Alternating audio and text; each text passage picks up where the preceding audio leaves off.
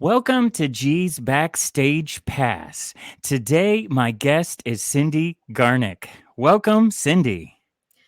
Thank you so much. Thank you for having me. So, Cindy, you're an award winning TV producer. We're going to talk more about that. You're a natural and national Mhm. publicist, and you're a storyteller. So, who is Cindy? Oh my gosh, who is Cindy? Wow, that's right, you did.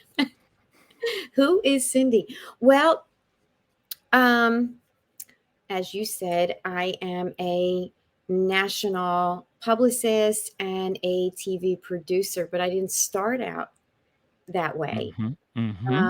I many years ago was in front of the camera. That's Mm-hmm. that's really how I started. I was a trained vocalist and a dancer and did Mm-hmm. some modeling and even worked in a modeling company where I was the teacher. So that's Mm-hmm. kind of like the world that I was in, and I didn't really go down that path. I tried to, but my father, who was a professional jazz musician in Mm-hmm. Las Vegas, didn't want me to go down that path. But Mm. I was singing since I was probably, oh my god, like 4 or 5 years old, just putting my ear Yep. to the old console. Remember those stereos? I don't know if your Yes. parents have one, Uh, but yes. I would I would take the needle on an album, Mhm. a vinyl Mhm. album, and I would keep putting it back and forth so that I could learn the song, and very young, back and Mhm. forth, and my sister used to say, "Stop doing that already, Cindy keeps on and turning it on and off," and my dad noticed at the time, he said, "She's training her ear," because he's a musician. He knew, Yes. and I was training my ear to, um, Karen Carpenter, Mhm. Dionne Warwick, I mean, some Mhm. really old ones that my parents were listening to, some even like Blood, Sweat, and Tears. Yes. And Yes. that's what I had to listen to. Bobby Yes. Gentry, I don't know where that's coming from, but yeah, Bobby Gentry. Remember Yes. that? Yes. So, as I grew up, my father, left show business and had Mhm. a regular business, I would say. He was a 3M factory distributor. And, I kept trying to get myself into show business. I loved it. One way or the other, I was doing something.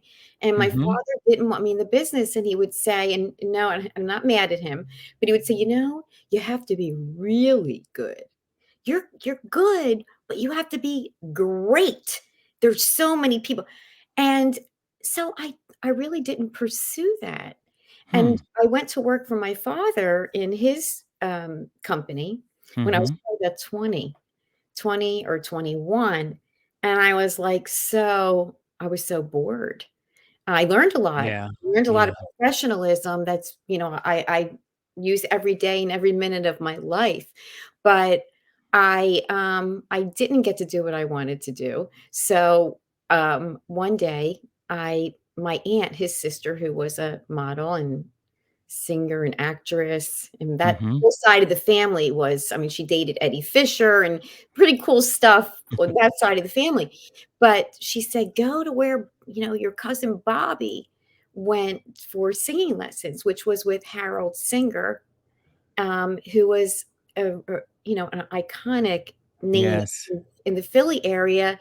He Yep. taught um, um, Jimmy Darren and Frankie Avalon and Fabian, just to give you those kind of names. Yes. Yes. Well, I remember sitting across my father because he had me in his office, my desk Mhm. across from his, and when he left, I called, and I said, "Mr. Singer, I wanna learn how to sing." He said, "Well, I can't teach you how to sing.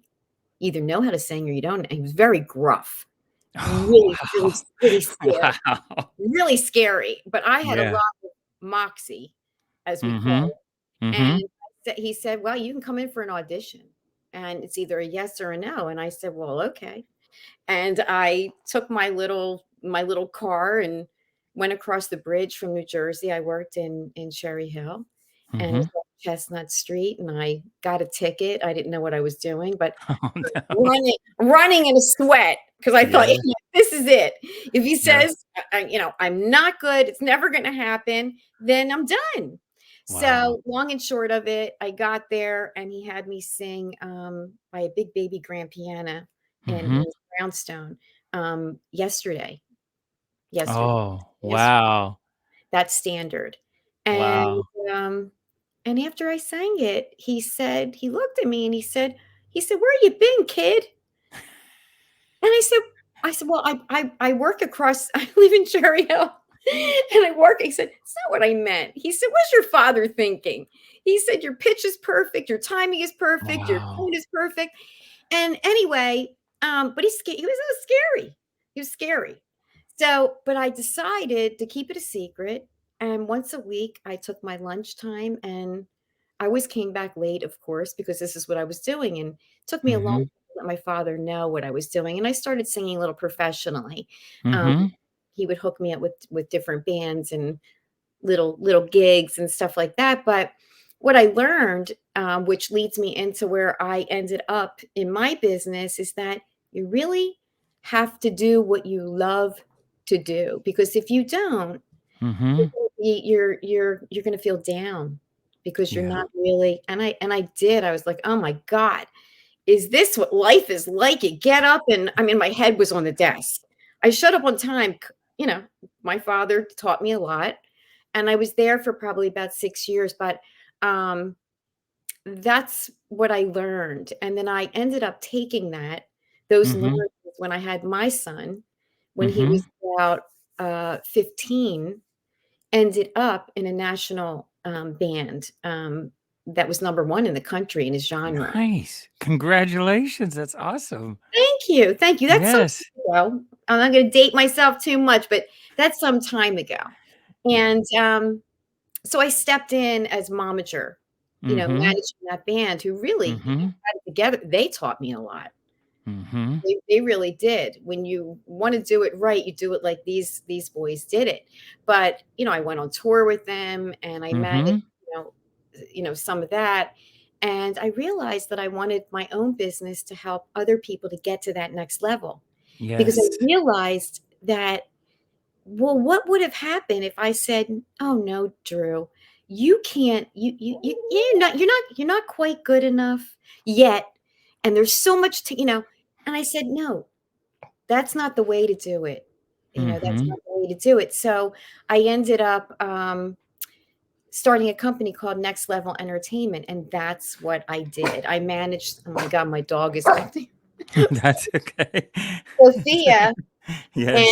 And, anyway, so I ended up creating that business, representing some international, um, Mhm. very recognizable talent, um, and I kinda went from there. And then I somehow ended up I realized, what I didn't realize, is that I had this, I guess, talent for branding people, for Right. lack of better words. Right. And publicists in the area would say, "You should really give her a call," because, getting back to a lot of stuff that you and I do, Mhm. if you don't have the package together, you can't Mhm. you can't sell it. So Right. they'd say, "Geez, can you pull off a photo shoot, but can you give them an identity first?" Right. And right away, I would see right away. I'd listen to the music and see right away, somehow, maybe with a third eye, what I thought they should be Mhm. wardrobed in, and then I kinda took it from there, directed those shoots, and then, a lot of people used to call me, the image maker, and Nice. Yes. and it was cool, it was fun, it was just Yeah. very innate for me to do. But Mhm. at some point, somebody had referred a TV show to me that was just launching, and they Mhm. said, this show needs to be branded. Why don't you call Cindy Garnick?" So I had not worked in TV, and this is probably at least 10, 11 years ago. Mhm. And what happened is I knew what to do, like I did for my other clients, but the Mhm. show needed more. It needed some major assets. And I, Mhm. for some reason, had the natural ability to produce TV. And that led into, one after the other TV shows that I've been producing, talk shows in the top markets in the country and some major, networks that own them. And publicity came right along with all of that. Mm-hmm. Mm-hmm.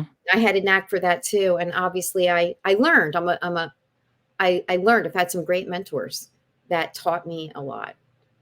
So how did you know that this is what you wanted to do? I mean, going into like I really think it's amazing how like what you were working on as a kid really shaped your life. It's like with me when I was 5 years old, I used to pretend I was a radio DJ, and that was my dream. And then at 16, I became a DJ, and then but I faced that crossroads of where I was either going to be a DJ and be like a Ryan Seacrest or follow my hero like Casey Kasem or go down the touring path when I snuck into the Whitney show. And it's like you face that crossroads. How did you know that this is what you want to do with your life? Well, I had a passion. Mm-hmm. I was very passionate, and I didn't know exactly what area that I was going to end up in. I just kept learning and learning. You learn what you do like and what you don't like. And I feel that when the industry has to like you as much as you like the industry. Your Yes. people talk to you. The Yes. industry speaks to you. The Mm-hmm. industry was the first time in my career, in my life, did I really feel like, hand in glove, that this was just, I was born to do this, and it just fit. And that's Yes. very important, that I think that people should recognize, because I think a lot of times people think that they're failures or they're just not Mm. good enough. It's not that. It's that you haven't found your home yet, or your sweet spot. It feels right. It fits right, rather than squeezing a square peg into a round cylinder. Right. When you feel that, it's not right. So that's really how I was excelling. I was excelling and feeling, really great. That's how. And when, like you said, when it's your passion, then it doesn't feel like a job as much. It feels more like a career. Like this is you, there's no limit to what you can do, with producing TV. The sky's the limit, you It's know? really true. I mean, it's every day. It's sometimes it's overly stimulating, too Mm-hmm. stimulating, Mm-hmm.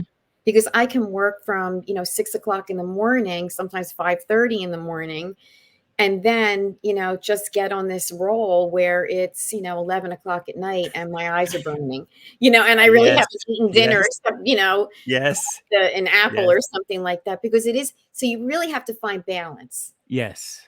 Us Yeah. passionate people have a really hard time in putting on the brakes, because you can burn out too. That's how it was on touring. Is like it just went because when you get in work mode, you're like, okay, I'm gonna get so much stuff done. But then you look at the clock and you're like, wait a minute, I haven't had dinner yet. Right. It's a day off. I haven't eaten anything yet. I need to just put everything down and focus. And so let's talk about producing TV and your show, Wake Up with Marci. And congrats on the Telly Award. That's so exciting. Thank you so much. It is exciting. So Yes. how did that all come to be, like with everything from, having this idea and then working and all the hard work that goes into putting on an award-winning TV show? How did it come to be? Well, I have an amazing team. Mhm. Everybody at Wake Up with Marcy is incredible, and it's a big production. All Mhm. the moving pieces that go on there. So I think it's really, so important to have a very good, tight family that you're Mhm. that you're, that you're working with. Because if you have like let's say it's a baby mobile, right, with all those Okay. little pieces, Yep. and if one kind of falls off, Hmm. that doesn't align with the rest of the team, then it's just Mhm. completely off. Your machine stops working. So I'm very Right. grateful. Marcy Hopkins is the host of the show, Mhm. creator of the show, who Yep. is just extremely passionate, talented, organic, real. Mhm. She's real. Yeah. So Yeah. so I was lucky enough to fall into have the opportunity to work on that show, and I've been working on it for a couple of years now. So yeah, it's a lot of work, and I strive every day to bring really great content Mhm. to the show. The show is about, inspiration and helping people live their best lives, or versions of Yeah. themselves. And that's the content that she really wants. And it inspires me every day. So when you're working on this show and you're having lots of guests come on the show, what are there certain qualities that you look for when you're working with a guest on the show? Um, I think that um, anybody that can, specifically for this show, Mhm. I've produced, lifestyle talk shows, and I still do.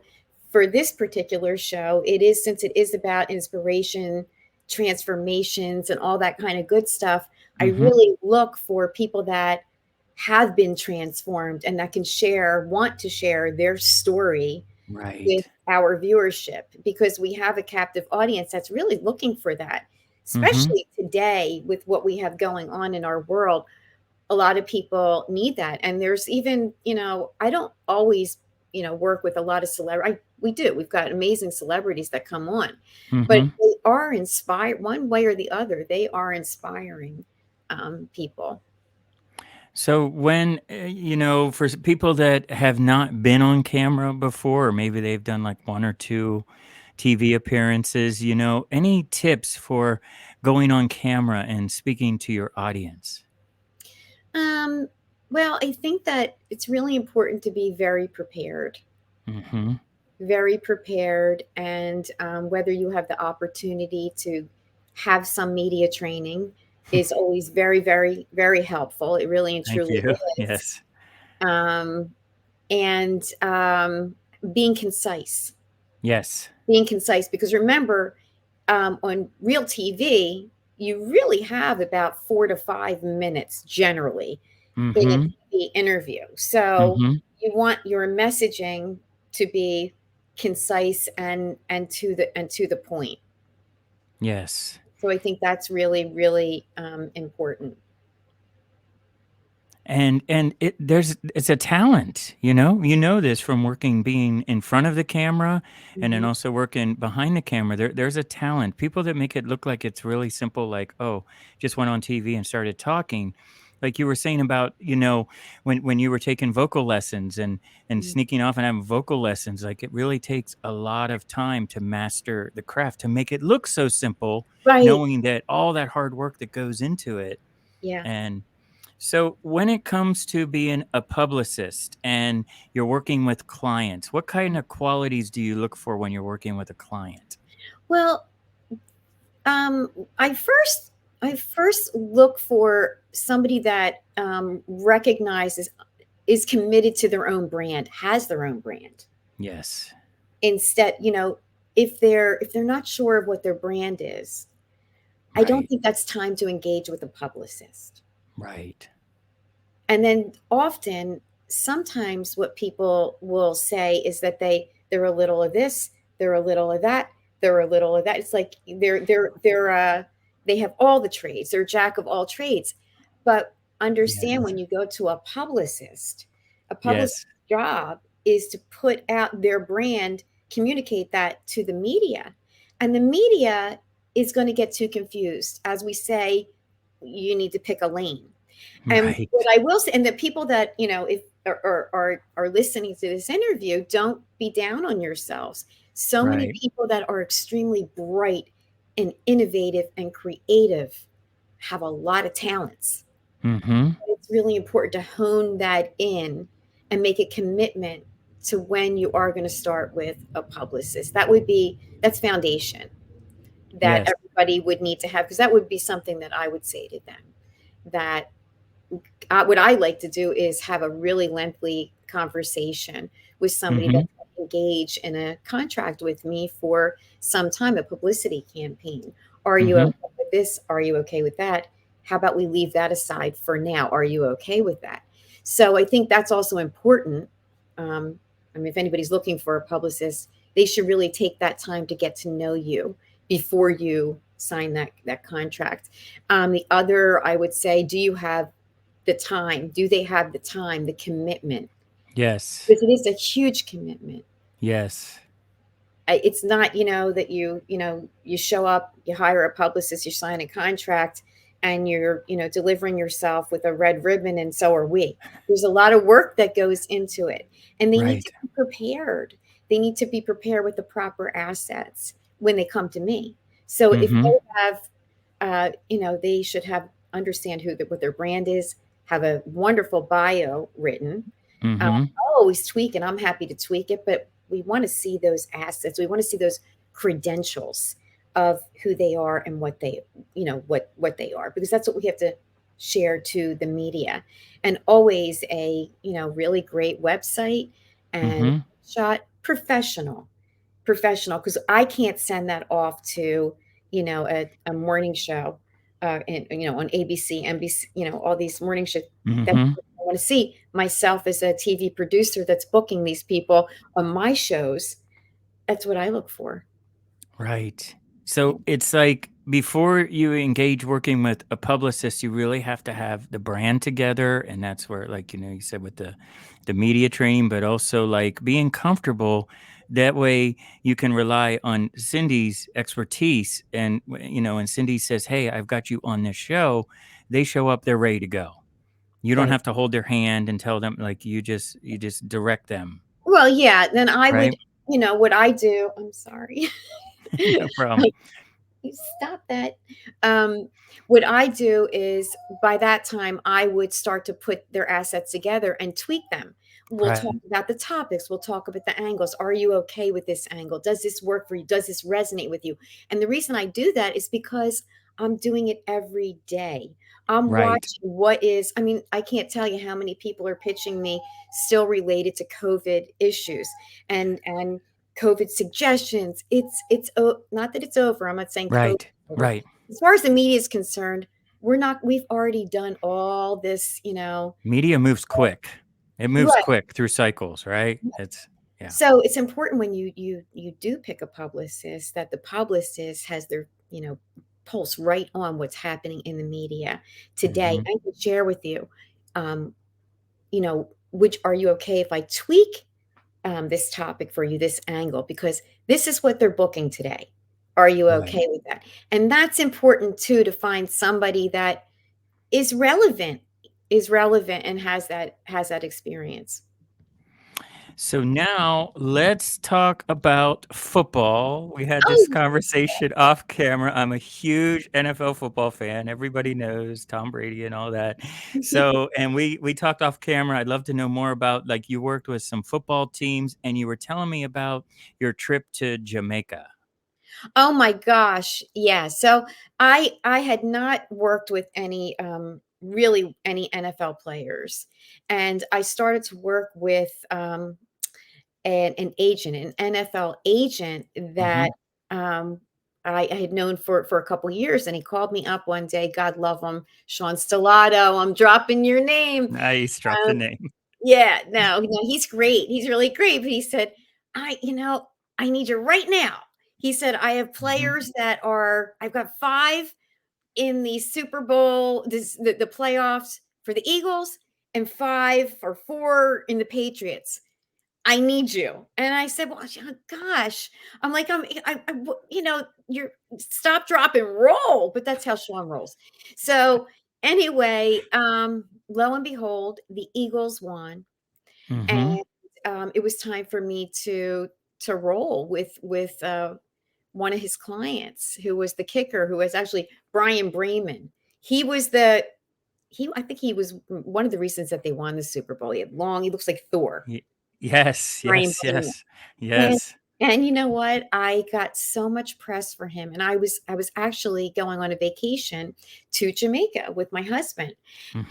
and, we're sitting on the runway, and I am literally texting because I there was no time, they won. It had to be then and there, and I got Brian into on Andy Cohen's show, Watch What Happens Live with Bravo, and I'm Yep, yep. talking to Jimmy Fallon show. I mean, like, I'm going nuts Yep, and yep, yep. singing as fast as I could before this plane took off.